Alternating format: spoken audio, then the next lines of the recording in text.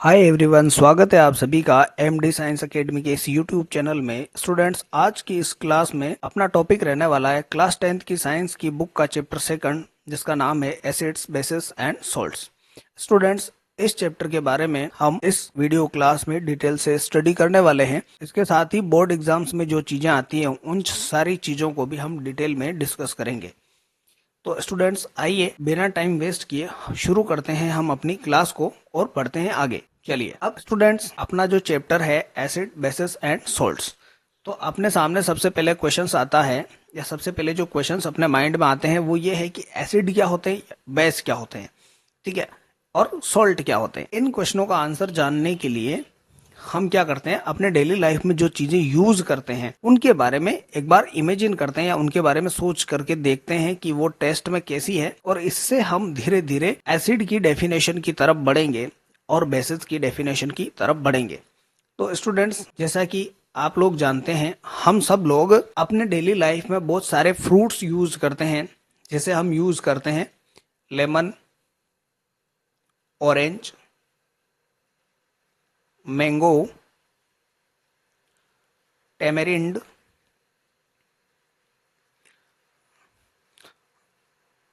इन सारी चीजों को हम अपने डेली लाइफ में यूज करते हैं, ठीक है। तो आप लोग जानते हैं कि ये सारी की सारी चीजें टेस्ट में कैसी है, ये सारी की सारी चीजें टेस्ट में सौर होती है या खट्टी होती है। सौर होती है या फिर कैसी होती है, या फिर ये होती है खट्टी, ठीक है। अब लेमन, ऑरेंज, मैंगो, टेमेरिंड, उसके अलावा जैसे कि हम डेली लाइफ में कर्ड भी यूज करते हैं, ठीक है, हम आंवला भी यूज करते हैं,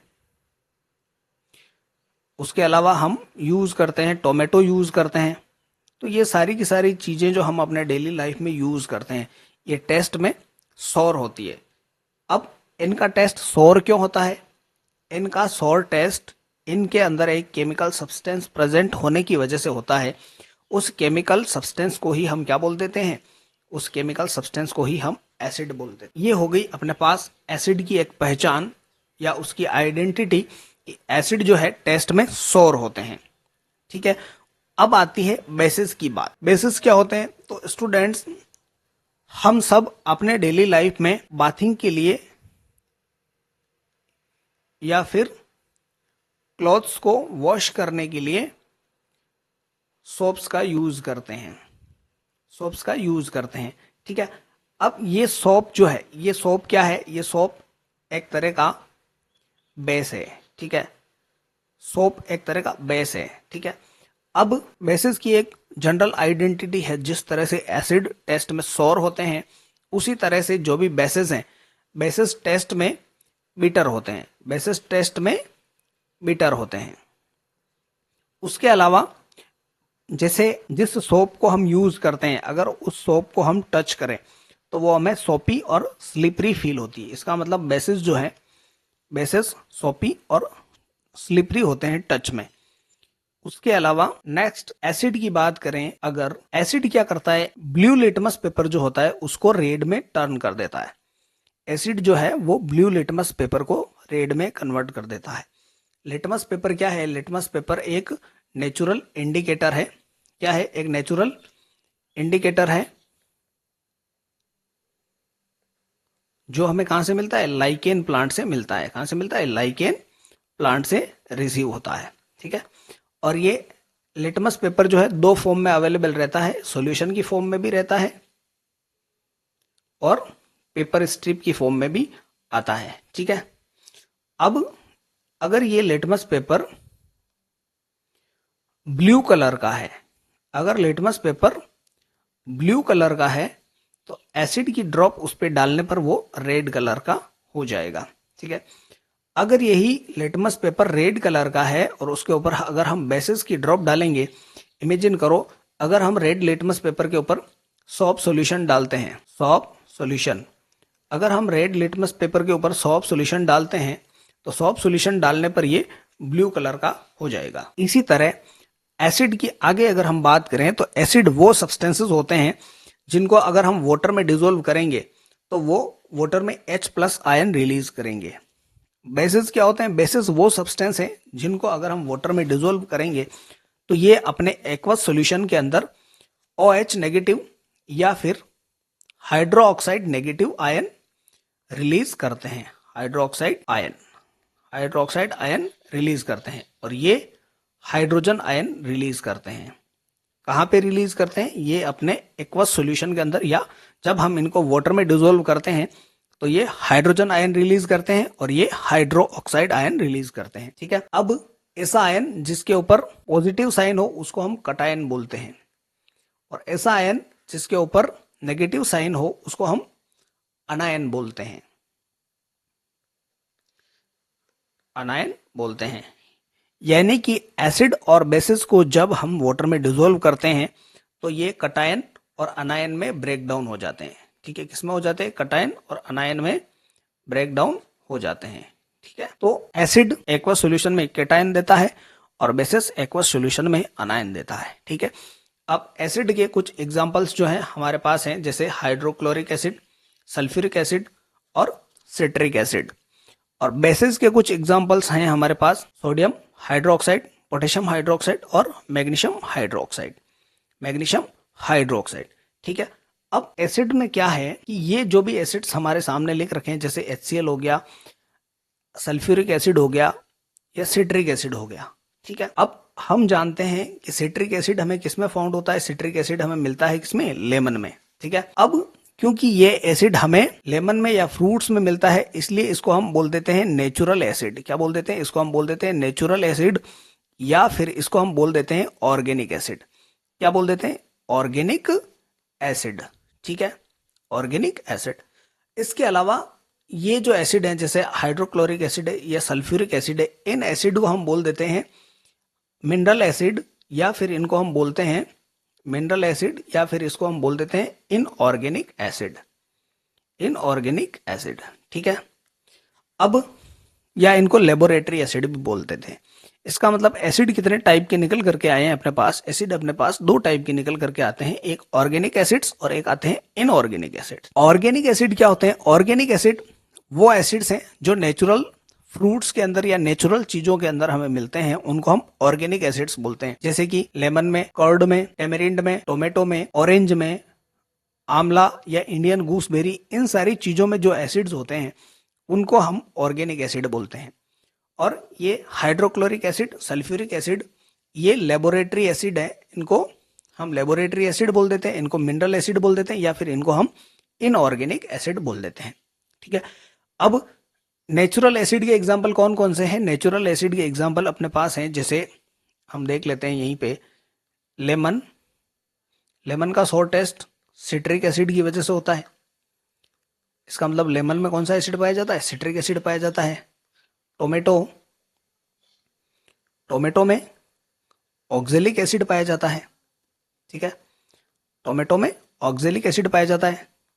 कर्ड या दही टेस्ट में कैसा होता है? खट्टा होता है, इसमें लैक्टिक एसिड पाया जाता है। ठीक है, उसके अलावा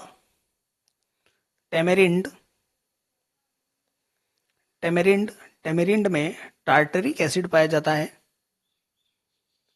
टार्टेरिक एसिड। उसके अलावा आंवला, इसमें पाया जाता है एस्कॉर्बिक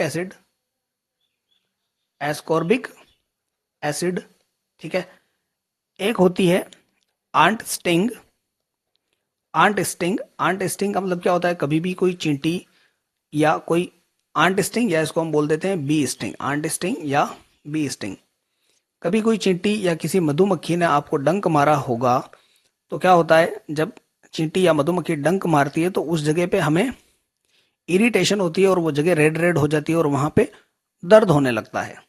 तो ये दर्द किस वजह से होता है?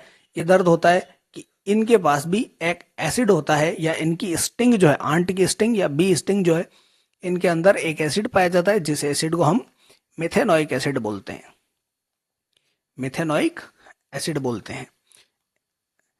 इसका मतलब ये कुछ एसिड हैं जिनको हम, इन सभी एसिड्स को हम क्या बोल देते हैं? इन सभी एसिड को हम ऑर्गेनिक एसिड बोल देते हैं। ये सभी ऑर्गेनिक एसिड के एग्जाम्पल हैं। ठीक है, ये इंपॉर्टेंट है, ध्यान रखना है। इसके अलावा एक होता है विनेगर के अंदर अपने पास जो एसिड पाया जाता है वो होता है एसिटिक एसिड। विनेगर के अंदर कौन सा एसिड पाया जाता है? एसिटिक एसिड पाया जाता है। तो ये सभी ऑर्गेनिक एसिड अपने लिए इंपॉर्टेंट है। इन ऑर्गेनिक एसिड्स के नाम याद रखने कि कौन सी चीज में कौन सा एसिड पाया जाता है। ठीक है, आई होप इतनी बात आपको समझ में आ गई होगी। एसिड बेस के बीच में डिफरेंस आपको समझ में आ गया होगा। अब बढ़ते हैं नेक्स्ट आगे। चलिए, अब अपने पास जो बात आती है या अपने पास जो टॉपिक आता है वो आता है acid base indicators. Acid base indicators, acid base indicator क्या होता है? अब जैसे हमने देखा है कि कुछ चीजें जो टेस्ट में सोर है उनके अंदर एसिड प्रेजेंट है, या जो टेस्ट में बिटर है उनके अंदर बेसिस प्रेजेंट है, बेसिस प्रेजेंट है। ठीक है, अब हम इनको कैसे पता करेंगे कि कौन सी चीज में एसिड है या कौन सी चीज में बेस है? इस चीज का पता करने के लिए हम जिन सब्सटेंसेस या जिन चीजों का यूज करते हैं उनको हम बोल देते हैं acid base indicators. Acid base indicators, इसका मतलब एसिड बेस इंडिकेटर्स वो सब्सटेंसेस हैं जो हमें क्या करेंगे? एसिड और बेस की प्रेजेंस का इंडिकेशन देंगे। एसिड बेस इंडिकेटर्स क्या है? एसिड बेस इंडिकेटर्स वो सब्सटेंसेस हैं जो हमें एसिड और बेस की प्रेजेंस का इंडिकेशन देंगे। कैसे? एसिड बेस इंडिकेटर्स क्या करेंगे? एसिड बेस इंडिकेटर्स या तो अपने कलर में चेंज करेंगे, अपने कलर में चेंज करके अपने को इंडिकेशन देंगे कि किसी चीज में एसिड प्रेजेंट है या फिर उसमें बेस प्रेजेंट है। या तो कलर में चेंज करेंगे या फिर क्या करेंगे, या फिर ये अपने ऑर्डर में चेंज करके, ऑर्डर या अपनी स्मेल में चेंज करके हमें इंडिकेशन देते हैं कि कोई पर्टिकुलर सब्सटेंस जिसकी ड्रॉप हमने उसके ऊपर डाली है उसमें एसिड है या फिर बेस है। ठीक है, I hope acid base indicators आपको समझ में आ गए होंगे। एसिड बेस इंडिकेटर्स वो सब्सटेंस हैं जो क्या करते हैं? एसिड और बेस की प्रेजेंस का इंडिकेशन देते हैं। इनको हम एसिड बेस इंडिकेटर्स बोल देते हैं। अब एसिड बेस इंडिकेटर्स कितने टाइप के होते हैं? एसिड बेस इंडिकेटर्स, कुछ इंडिकेटर्स ऐसे हैं जो हमें नेचर से रिसीव होते हैं, उनको हम नेचुरल इंडिकेटर्स बोल देते हैं। क्या बोल देते हैं? Natural indicators. जो नेचर से जैसे रिसीव होते हैं वैसे के वैसे हम उनको यूज कर लेते हैं, या उनमें कुछ थोड़ा बहुत चेंज करके हम उनको यूज कर लेते हैं, तो उनको हम बोल देते हैं नेचुरल इंडिकेटर्स। जैसे कि लिटमस एक नेचुरल इंडिकेटर है और टर्मरिक एक नेचुरल इंडिकेटर है। लिटमस हमें कहाँ से मिलता है? अभी भी मैंने आपको बताया, लिटमस हमें प्लांट से मिलता है। और कौन से प्लांट से मिलता है? लाइकेन प्लांट से मिलता है। ठीक है, और टर्मरिक, टर्मरिक जिसका हम घर में यूज करते हैं सब्जी बनाने में, हल्दी, वो भी एक नेचुरल इंडिकेटर है। ठीक है, उसके अलावा दूसरे टाइप के जो इंडिकेटर्स आते हैं अपने पास, दूसरे टाइप के इंडिकेटर्स वो आते हैं सिंथेटिक इंडिकेटर्स, या फिर इनको हम बोल देते हैं आर्टिफिशियल इंडिकेटर्स। Artificial indicators. ठीक है, आर्टिफिशियल इंडिकेटर्स या सिंथेटिक इंडिकेटर्स क्या होते हैं? ये वो इंडिकेटर्स हैं जिनको कहां पे बनाया जाता है? इन इंडिकेटर्स को लेबोरेटरी में बनाया जाता है, इसलिए हम इनको आर्टिफिशियल या सिंथेटिक इंडिकेटर्स बोल देते हैं। और इनके जो अपने पास एग्जाम्पल हैं या जो सिंथेटिक इंडिकेटर्स अपनी बुक में दे रखे हैं वो है फिनोल्फथेलिन और मेथिल ऑरेंज। फिनोल्फथेलिन सॉल्यूशन और मेथिल ऑरेंज, ये दोनों ही सिंथेटिक इंडिकेटर्स हैं। उसके अलावा अब कुछ सब्सटेंस ऐसे होंगे जो एसिड और बेस के कांटेक्ट में आएंगे तो उनकी स्मेल चेंज हो जाएगी, उनकी स्मेल चेंज हो जाएगी या उनकी ऑर्डर चेंज हो जाएगी। ऐसे इंडिकेटर्स को हम बोलते हैं ऑल फैक्ट्री इंडिकेटर्स। ऐसे इंडिकेटर्स को हम क्या बोल देते हैं? ऐसे इंडिकेटर्स को हम ऑल फैक्ट्री इंडिकेटर्स बोल देते हैं। इसका मतलब अपने पास एसिड बेस इंडिकेटर्स कितने टाइप के निकल करके आए हैं? अपने पास एसिड बेस इंडिकेटर्स 3 टाइप के निकल करके आते हैं, 3 टाइप के निकल करके आते हैं। पहला नेचुरल इंडिकेटर्स जो हमें नेचर से रिसीव होते हैं, जैसे कि लेटमस पेपर हो गया या लेटमस सॉल्यूशन हो गया, टर्मरिक हो गया या रेड रोज एक्सट्रैक्ट हो गया। ये कुछ नेचुरल इंडिकेटर्स हैं जो हमें नेचर से मिलते हैं। उसके अलावा दूसरा सिंथेटिक इंडिकेटर्स, वो इंडिकेटर्स जिसको लेबोरेटरी में बनाया जाता है उनको हम सिंथेटिक इंडिकेटर्स बोल देते हैं। उसके अलावा तीसरा ऑल फैक्ट्री इंडिकेटर्स, कुछ ऐसे सब्सटेंस हैं जैसे ऑनियन, क्लोव, वनीला, ये ऐसे सब्सटेंस हैं जब ये एसिड और बेस के कांटेक्ट में आएंगे तो क्या हो जाएगा? इनकी ऑर्डर या इनकी स्मेल चेंज हो जाएगी। इनको हम बोलते हैं ऑल फैक्ट्री इंडिकेटर्स। अब नेचुरल इंडिकेटर्स में जो अपने पास 2 एग्जांपल दे रखे हैं जैसे लिटमस और टर्मरिक, ये एसिड और बेस के साथ में किस तरह से अपने कलर में चेंज करेंगे, अब हम उसको देख लेते हैं। ठीक है, अब क्या है, जैसे अगर लिटमस पेपर ब्लू है, ब्लू कलर का लिटमस पेपर है और उसके ऊपर हमने एसिड की ड्रॉप डाली है, तो एसिड की ड्रॉप डालने पर वो रेड लिटमस पेपर में चेंज हो जाएगा। कौन से में चेंज हो जाएगा? रेड में चेंज हो जाएगा। ठीक है, एसिड जो है ब्लू लिटमस पेपर को रेड में कन्वर्ट कर देता है। ठीक है, ये तो हो गई। इस तरह से हम क्या करेंगे, ब्लू लिटमस पेपर की स्ट्रिप लेंगे, उसके ऊपर एसिड की कुछ ड्रॉप्स डालेंगे या जो भी हमारे पास सब्सटेंस है जिसको हमें टेस्ट करना है उसकी ड्रॉप डालेंगे। ड्रॉप डालने के बाद अगर वो रेड कलर में चेंज हो जाता है, इसका मतलब जो सब्सटेंस हमने उसके ऊपर डाला है वो एसिड है। उसके अलावा टर्मरिक एसिड के साथ में किस तरह से रिएक्शन करेगा और किस तरह से अपने कलर में चेंज करेगा। टर्मरिक येलो कलर का होता है और अगर हम उसके ऊपर एसिड की ड्रॉप डालेंगे तो वो येलो ही रहेगा। ठीक है, अब बेसिस में ये दोनों ही इंडिकेटर किस तरह से इंडिकेशन देते हैं। अगर हमारे पास लिटमस पेपर ब्लू कलर का है और उसके ऊपर हमने बेस की ड्रॉप डाली है तो उसमें कोई भी चेंज नहीं आएगा। लेकिन अगर लिटमस पेपर रेड कलर का है, लिटमस पेपर रेड है और उसके ऊपर हमने बेस की ड्रॉप डाली है तो वो ब्लू कलर में कन्वर्ट हो जाएगा।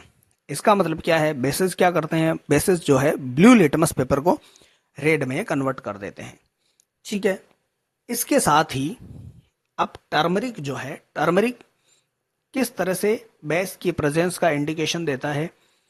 टर्मरिक के ऊपर अगर हम बेसिस की ड्रॉप डालते हैं या टर्मरिक जब बेसिस के कांटेक्ट में आती है तो वो रेडिश ब्राउन कलर में चेंज हो जाती है।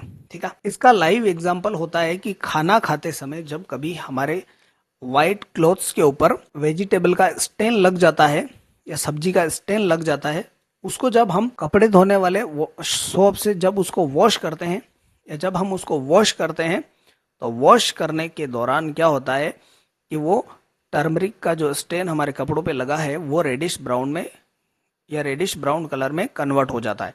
इसका मतलब क्या है कि कपड़े धोने के लिए जिस सोप का या जिस वॉशिंग पाउडर का हम यूज कर रहे हैं उस वॉशिंग पाउडर में क्या है, उस वॉशिंग पाउडर में बेस प्रेजेंट है। क्या प्रेजेंट है? बेस प्रेजेंट है। ठीक है, इस तरह से टर्मरिक जो है बेस के कांटेक्ट में आने पर रेडिश ब्राउन कलर देता है। अब नेक्स्ट, सिंथेटिक इंडिकेटर्स किस तरह से एसिड और बेस की प्रेजेंस का इंडिकेशन देंगे वो देख लेते हैं। सिंथेटिक इंडिकेटर्स में अपने पास दो एग्जांपल है, फिनोल्फथेलिन और methyl orange.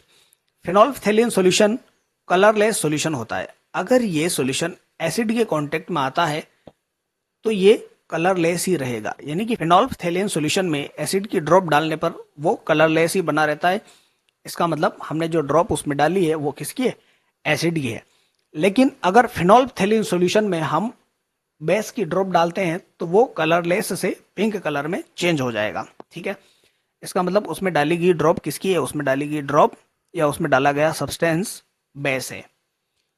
Methyl orange, methyl orange जो है ये कलर का सॉल्यूशन होता है। अगर मेथिल ऑरेंज में हम एसिड की ड्रॉप डालते हैं ऑरेंज कलर, लेकिन अगर मेथिल ऑरेंज में हमने तो बेस की मेथिल ड्रॉप ऑरेंज डाली है, ऑरेंज से रेड कलर में चेंज हो जाएगा। ठीक है, इस तरह से हम एसिड और बेस के तो बीच फिर वो ऑरेंज डिफरेंस कर से पाएंगे येलो में कन्वर्ट हो इंडिकेटर्स का जाएगा। यूज करके। अब नेक्स्ट आता है, वो आते हैं अपने पास ऑल फैक्ट्री इंडिकेटर्स, जिसके अपने पास एग्जांपल हैं वनीला, अनियन और क्लोव। ये तीनों ही ऑल फैक्ट्री इंडिकेटर्स है, इंपॉर्टेंट है, ध्यान रखने हैं। अब ये किस तरह से अपनी ऑर्डर को चेंज करेंगे। अगर ये इंडिकेटर्स एसिड के कांटेक्ट में आते हैं तो इनकी स्मेल में कोई भी चेंज नहीं होगा, इनकी स्मेल अनचेंज्ड रहेगी। लेकिन अगर ये बेसेस के कांटेक्ट में आते हैं तो इनकी जो है स्मेल चेंज हो जाएगी, इनकी स्मेल चेंज हो जाएगी। और इनकी स्मेल किस तरह से चेंज होगी? इनकी स्मेल जो है वो डिसअपियर हो जाएगी, इनकी स्मेल ही खत्म हो जाएगी। इस तरह से ये सब्सटेंसेस जो हैं हमें एसिड और बेस की प्रेजेंस का इंडिकेशंस देते हैं। ठीक है, चलिए अब आता है नेक्स्ट अपने पास एसिड और बेस की। अब हम केमिकल प्रॉपर्टीज के बारे में पढ़ेंगे कि एसिड और बेस की केमिकल प्रॉपर्टीज क्या क्या हैं। ठीक है, अब सबसे पहली जो केमिकल प्रॉपर्टी आती है वो अपने पास आती है कि एसिड और बेस मेटल के साथ में किस तरह से रिएक्ट करेंगे। ठीक है, पहली प्रॉपर्टी आती है, फर्स्ट प्रॉपर्टी आती है रिएक्शन विद मेटल्स। किसकी? दोनों की, एसिड और बेस। एसिड और बेस दोनों ही किस तरह से मेटल के साथ में रिएक्ट करेंगे। ठीक है, इसको समझने के लिए हम क्या करते हैं, डायग्राम में दिखाया गया अपरेटस सेटअप करते हैं। और अपरेटस सेटअप करने के बाद हम क्या करेंगे, उस सबसे पहले एक स्टैंड लेंगे और स्टैंड लेने के बाद स्टैंड के ऊपर एक टेस्ट ट्यूब को जैसे डायग्राम में दिखा रखा है वैसे फिक्स करेंगे। और फिक्स करने के बाद हम उसमें डाइल्यूट सल्फ्यूरिक एसिड लेंगे। Dilute sulphuric acid test tube में लेने के बाद उस टेस्ट ट्यूब में हम कुछ जिंक ग्रेन्यूल्स डालेंगे। ठीक है, जब हम डाइल्यूट सल्फ्यूरिक एसिड यानी कि H2SO4 में जिंक ग्रेन्यूल्स डालेंगे तो इन दोनों के बीच में रिएक्शन होगी और रिएक्शन होने की वजह से क्या बनेगा, जिंक सल्फेट का सॉल्ट बनेगा और साथ की साथ क्या बन जाएगी, हाइड्रोजन गैस बन जाएगी। इसका मतलब क्या है, एसिड जब मेटल्स के साथ में रिएक्ट करेंगे तो क्या बना देंगे, सॉल्ट बना देंगे और सॉल्ट के साथ ही हाइड्रोजन गैस बना देंगे। सॉल्ट और हाइड्रोजन गैस देते हैं। अब हमने क्या समझा है इस एक्टिविटी में, हमने क्या समझा है इस एक्टिविटी में, हमने ये समझा है कि एसिड जब मेटल के साथ में रिएक्ट करते हैं तो मेटल का सॉल्ट और हाइड्रोजन गैस देते हैं। मेटल का सॉल्ट और क्या देते हैं, हाइड्रोजन गैस देते हैं। अब हम क्या करेंगे, अब हम जैसे डायग्राम में दिखा रखा है वैसे ही टेस्ट ट्यूब के मुंह को कॉर्क से बंद कर देंगे। और टेस्ट ट्यूब के मुंह को कॉर्क से बंद करने के बाद उसमें एक डिलीवरी ट्यूब लगा करके इस रिएक्शन में बनने वाली गैस को क्या करेंगे, इस ट्यूब से होते हुए सोप वाटर सॉल्यूशन से पास करेंगे। किससे पास करेंगे, सोप वाटर सॉल्यूशन। जब इस गैस को हम सोप वाटर सॉल्यूशन से पास करेंगे तो इसमें से क्या होंगे, हाइड्रोजन गैस के बबल्स बनेंगे। ये बबल्स किसके हैं, ये बबल्स हैं H2 गैस के। ठीक है, हाइड्रोजन गैस के बबल्स बनेंगे।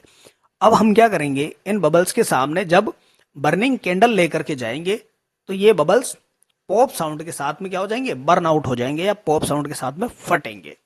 ठीक है, इसका मतलब क्या है, बनने वाली गैस कौन सी थी, हाइड्रोजन गैस थी। ठीक है, हाइड्रोजन, अगर हमें गैस को टेस्ट करना है, किसी भी रिएक्शन के अंदर अगर हाइड्रोजन गैस बन रही है और उसको अगर हमें टेस्ट करना है तो हम इसी तरह से उस गैस को टेस्ट करेंगे। या पॉप साउंड टेस्ट से ही हम क्या करेंगे, पॉप साउंड टेस्ट से ही हम पता लगाएंगे कि इस रिएक्शन के अंदर बनने वाली गैस या किसी पर्टिकुलर रिएक्शन के अंदर बनने वाली गैस जो है वो हाइड्रोजन गैस है या कोई दूसरी गैस है। ठीक है, हाइड्रोजन गैस को टेस्ट करने के लिए क्या करेंगे, हम पॉप साउंड टेस्ट का यूज करेंगे। पॉप साउंड टेस्ट जो है एक स्टैंडर्ड कंफर्मेशन है कि किसी रिएक्शन के अंदर जो गैस बन रही है वो गैस कौन सी गैस है, वो गैस हाइड्रोजन गैस है। ठीक है, इसी तरह से अगर बेस है वो मेटल के साथ में रिएक्ट करता है तो क्या बना देगा, बेस, जैसे कि हमने बेस लिया है सोडियम हाइड्रोक्साइड। सोडियम हाइड्रोक्साइड में जब हम जिंक ग्रेन्यूल्स डालते हैं तो ये क्या बना देता है, ये बना देता है सोडियम जिंकेट का सॉल्ट बना देता है और साथ ही साथ क्या बना देता है, हाइड्रोजन गैस बना देता है। ठीक है, इसका मतलब हमने क्या कंक्लूजन निकाला, इसका मतलब हमने ये कंक्लूजन निकाला है कि एसिड और बेस दोनों ही जब किसके साथ में रिएक्ट करते हैं, मेटल के साथ में रिएक्ट करते हैं। मेटल के साथ में रिएक्ट करेंगे तो क्या बना देंगे, मेटल के साथ में रिएक्ट करेंगे तो ये बना देंगे सॉल्ट प्लस क्या बना देंगे, हाइड्रोजन गैस। ठीक है, और हाइड्रोजन गैस को टेस्ट करने के लिए या हाइड्रोजन गैस की फॉर्मेशन को कंफर्म करने के लिए हम पॉप साउंड टेस्ट का यूज करेंगे, जिसमें हम क्या करेंगे, बनने वाली गैस को सोप वाटर सॉल्यूशन से फ्लो करेंगे और जब बबल्स बनेंगे तो उन बबल्स के सामने हम बर्निंग कैंडल लेकर के जाएंगे तो वो पॉप साउंड के साथ में फटेंगे। इस तरह से हम कंफर्म कर लेंगे कि इस रिएक्शन के दौरान जो गैस बनी है वो हाइड्रोजन गैस है।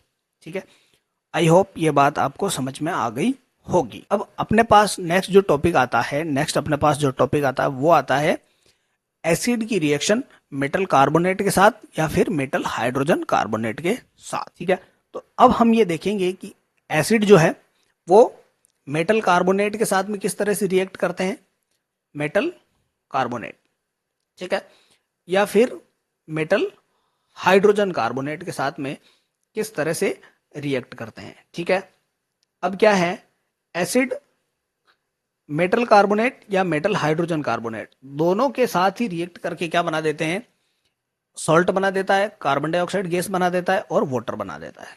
मेटल कार्बोनेट हो चाहे क्या हो, मेटल हाइड्रोजन कार्बोनेट, या तो मेटल कार्बोनेट हो या मेटल हाइड्रोजन कार्बोनेट हो, दोनों के साथ में रिएक्ट करके एसिड क्या बना देगा, दोनों के साथ में रिएक्ट करके एसिड बना देगा सॉल्ट, कार्बन डाइऑक्साइड गैस और वाटर।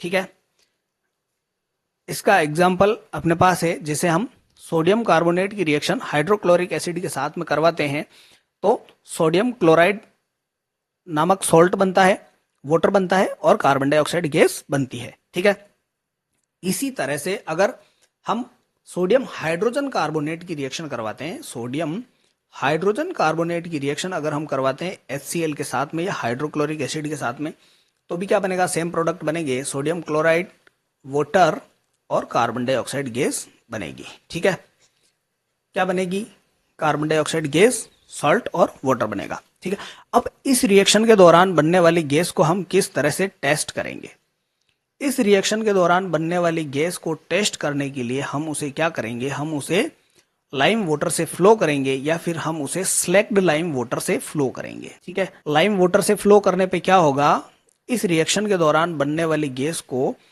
जब हम लाइम वाटर से फ्लो करेंगे तो लाइम वाटर से फ्लो करने के दौरान क्या हो जाएगा, वो लाइम वाटर जो है मिल्की हो जाएगा। कैसा हो जाएगा, मिल्की हो जाएगा। ठीक है, अब मिल्की क्यों हो जाएगा, मिल्की होने का रीजन है कि जब लाइम वाटर क्या होता है, कैल्शियम हाइड्रोक्साइड, कैल्शियम हाइड्रोक्साइड से जब कार्बन डाइऑक्साइड गैस फ्लो होगी तो कार्बन डाइऑक्साइड गैस फ्लो होने की वजह से जो रिएक्शन होगा उसमें क्या होगा, कैल्शियम कार्बोनेट का व्हाइट प्रेसिपिटेट बनेगा और इसी व्हाइट प्रेसिपिटेट बनने की वजह से ये कैल्शियम हाइड्रोक्साइड का सॉल्यूशन जो है, या कैल्शियम हाइड्रोक्साइड का सॉल्यूशन या स्लैक्ड लाइम का जो सॉल्यूशन है, ये कैसा हो जाएगा, ये मिल्की हो जाएगा। ठीक है, अगर हम इस सॉल्यूशन में से अगर हम एक्सेस कार्बन डाइऑक्साइड पास करते हैं या ज्यादा मात्रा में कार्बन डाइऑक्साइड को जब हम इसमें से फ्लो करेंगे तो इस सॉल्यूशन का मिल्कीनेस जो है वो क्या हो जाएगा, डिसअपियर हो जाएगा, इस सॉल्यूशन का मिल्कीनेस गायब हो जाएगा। क्यों गायब हो जाएगा, क्योंकि